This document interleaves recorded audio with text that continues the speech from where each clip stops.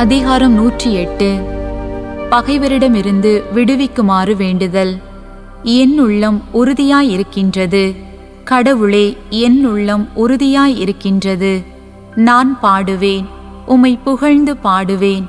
என் நெஞ்சே விழித்தெழு, வீணையே யாழே விழித்தெழுங்கள். வைகரையை நான் விழித்தெழ செய்வேன். ஆண்டவரே, மக்களினங்களிடையே உமக்கு நன்றி செலுத்துவேன். எல்லா இனத்தாரிடையேயும் உம்மை புகழ்ந்து பாடுவேன். ஏனெனில் உமது பேரன்பு வானளவு உயர்ந்துள்ளது.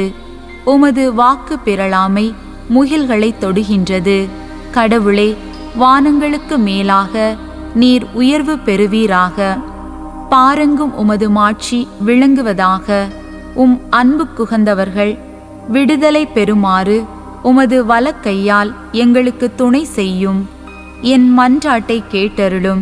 கடவுள் தமது தூயகத்தினின்று இவ்வாறு உரைத்தார்: வெற்றி களிப்பிடையே செக்கேமை பங்கிடுவேன். சுக்கோத்து பள்ளத்தாக்கை அளந்து கொடுப்பேன். கிளையாது என்னுடையது, மனாசேயும் என்னுடையதே. எப்ராயிம் என் தலைசீரா, யூதா என் செங்கோல். மோவாபு எனக்கு பாதம் கழுவும் பாத்திரம். ஏதோமின் மீது எனது மிதியடிகளை எறிவேன். பெலிஸ்தியாவை வென்று ஆர்ப்பரிப்பேன். அரண்சூழ் நகரினுள் என்னை இட்டு செல்பவர் யார்?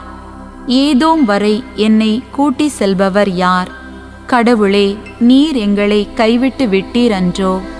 கடவுளே, நீர் எங்கள் படைகளோடு புறப்படவில்லை அன்றோ? எதிரியை மேற்கொள்ள எங்களுக்கு உதவும்.